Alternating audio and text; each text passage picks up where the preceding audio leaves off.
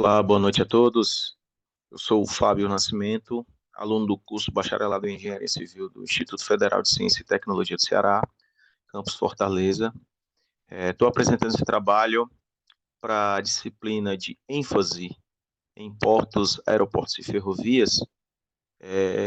O trabalho tem a ênfase na parte para ferrovias, ministrada pela professora Jusceline Bastos, né? E a minha parte ficou sobre a conservação e manutenção de ferrovias, a parte de socamento, alinhamento e nivelamento das ferrovias.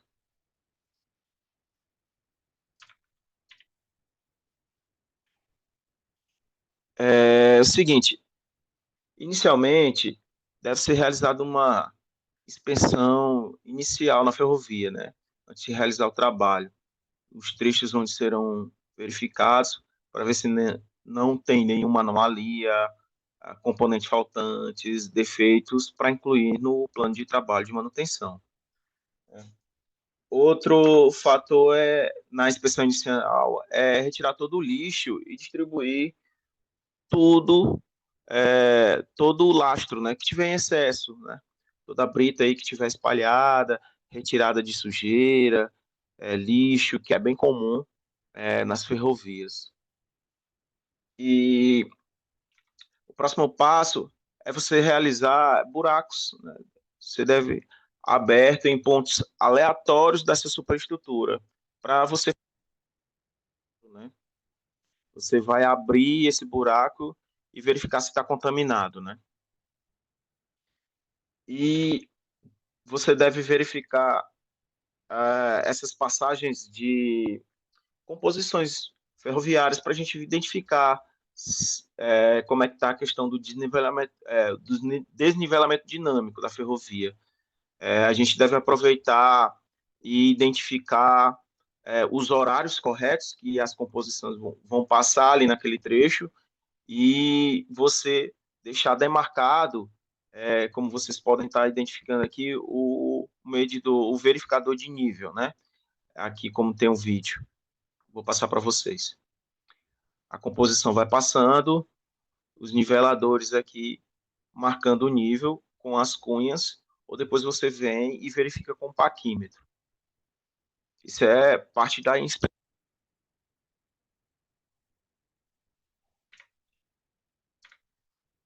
No escopo da manutenção, nessa parte de manutenção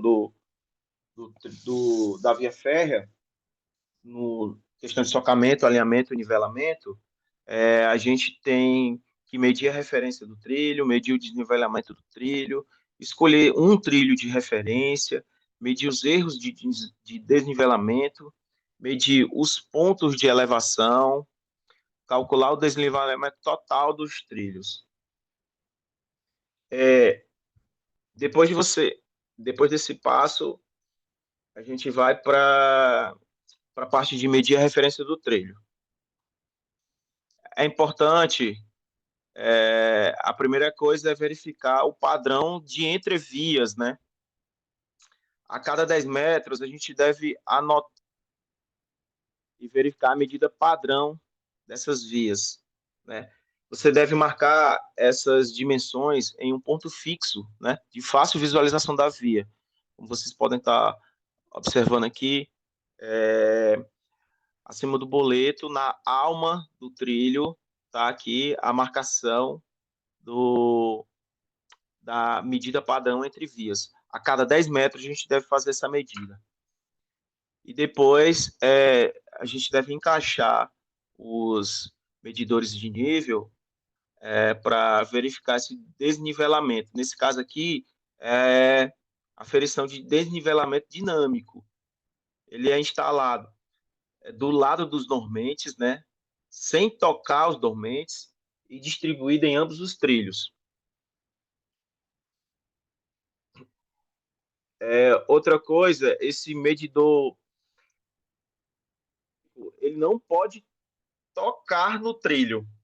Ele deve ficar entre essas bordas para medir o desnivelamento. vocês observarem aqui, coloquei esse vídeo de forma prática, onde a gente pode verificar a alocação do desnível. Todo desnível tem que ter indicação inicial para zero e você confere se ele está bem alocado, se ele está seguro.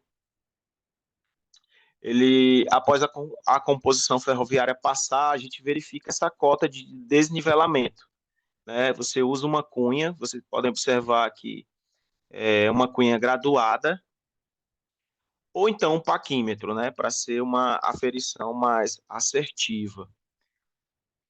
Você deve marcar as leituras no patim, como vocês viram aqui, ele marcando aqui com a tinta branca, aqui.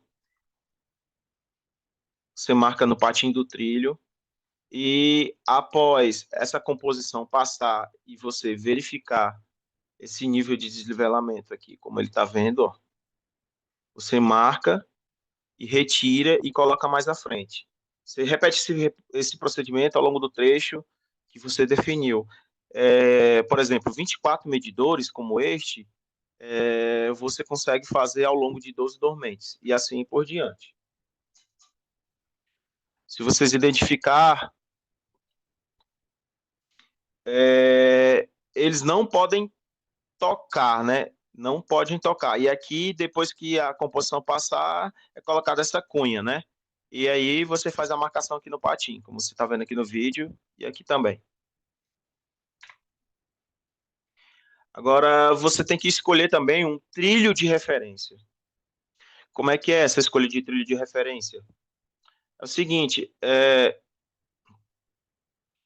primeiro, sem superelevação, qualquer trilho pode ser usado, mas como as boas práticas indicam, você deve selecionar o trilho com o melhor perfil de boleto, né? O trilho assim, melhor estado de perfil de boleto. É sempre bom selecionar ele. Agora, quando tem super elevação, o trilho de referência ele deve ser sempre o trilho inferior interno, pois ele sempre vai ser definido como zero. Por esse motivo, é importante sempre selecionar o trilho correto. Aqui é o nivelamento. O nivelamento ele compreende sempre o preenchimento dos vasos da face inferior dos dormentes, né? Com esses, vocês podem estar identificados aqui em vermelho como os bulbos de pressão. Qualquer necessidade de precisar rebaixar a superestrutura para fazer esse nivelamento deve ser evitado, porque aí você modifica o projeto original das camadas dessa banqueta de lastro que vocês estão identificando, vocês estão vendo aqui. É extremamente importante que não seja feita. Isso proporciona essa modificação de projeto e também tem a questão de retrabalho, né? Isso implica numa quantidade desnecessária de trabalho, de alto custo também. Aqui é a marcação de desnivelamento estático. Aqui é um vídeo bem prático. Nesse vídeo, vocês podem estar identificando, a gente sempre coloca uma placa de observação. Deixa eu voltar aqui mais um pouco. Essa placa de observação que você coloca num ponto e depois no outro alto a cada 10 metros, né? Aí você usa esse nível dessas placas, aí você estabelece o nivelamento. Você posiciona e depois pega uma terceira placa, a placa intermediária, como você está vendo, entre as duas placas, né? Aí você observa através dessa ranhura da placa de observação, você mantém aí essa visualização, mantém aí cerca de 30 centímetros de visualização. Olha só, depois do nivelamento. Opa, deixa eu voltar aqui.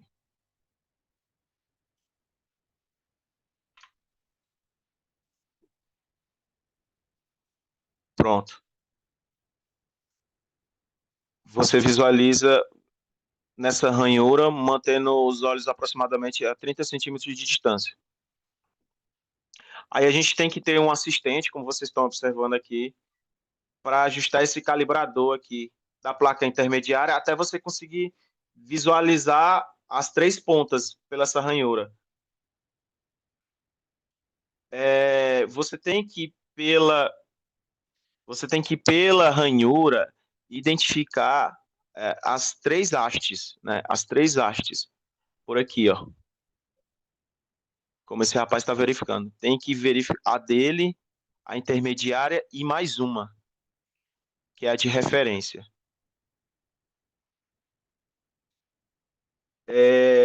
Você vai precisar ter um assistente nesse caso. Depois que todas as hastes de observação se alinharem, o assistente marca a leitura da placa aqui, ó, na alma, e depois vai repetindo a cada dormente. A cada dormente ele vai repetindo, ó. Em linha tangente, a superelevação sempre vai ser igual. Sempre vai ser igual a zero. Se vocês observarem aqui. Em linha tangente, sempre vai ser igual a zero. E é o mesmo procedimento que você faz quando você tem uma via com superelevação. O processo é o mesmo. Vou passar para o próximo slide. Aqui é a marcação do desnivelamento total. O desnivelamento estático na alma, o desnivelamento dinâmico no boleto e também a indicação do desnivelamento total do trilho. Aí você marca, desculpa, eu acabei falando errado. Desnivelamento dinâmico, o estático e o resultado você tem que marcar aqui no patim, né? Não é no boleto. Aí você circula o número para diferenciar dos outros. Agora, para execução de alinhamento e nivelamento, a gente deve ter inicialmente esse cuidado nesse processo executivo em iniciar uma escavação no lastro de retângulos, como esses que vocês estão vendo aqui, esses retângulos marcados aqui, de forma alternada entre os dormentes, de um lado para o outro, se vocês observarem, né? Faz a escavação do lastro em lados alternados de um para o outro. Esse é o primeiro processo de execução para fazer o alinhamento e o nivelamento. Essas cavas são de modo que cada vão tem apenas uma cava aberta, entendeu? Então, assim, você fica de modo alternado. Se vocês observarem agora no próximo slide, é a execução desse serviço.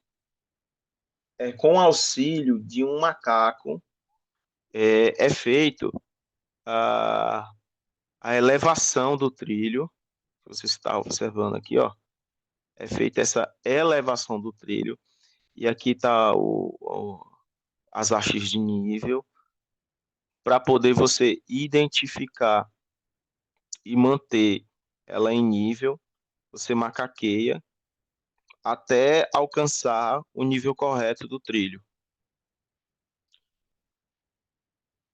E aí você deixa espaço para fazer o encaixe de brita para ter uma distribuição de lastra, né? Ó, que você está vendo aqui.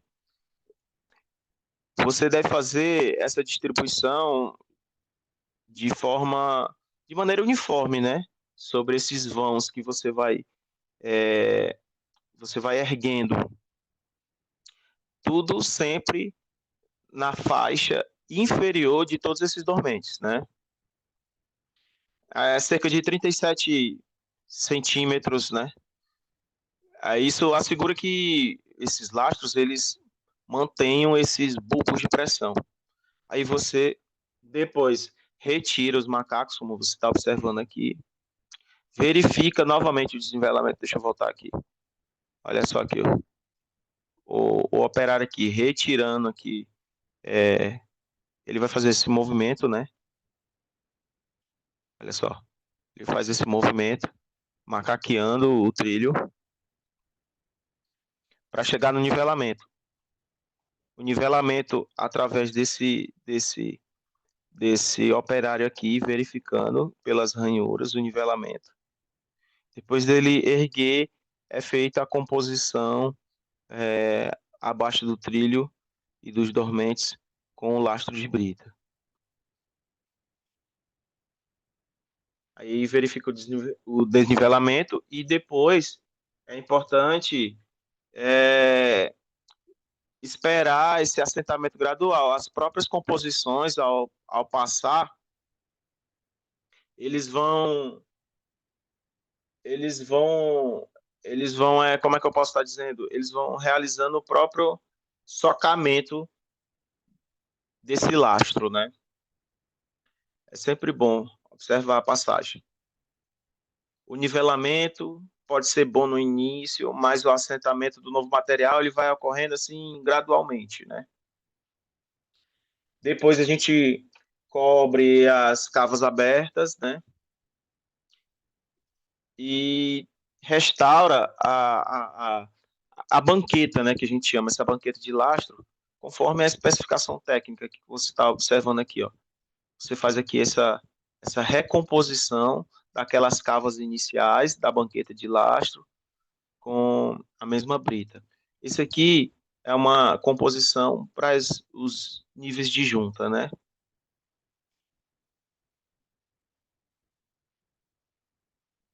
Macaqueamento,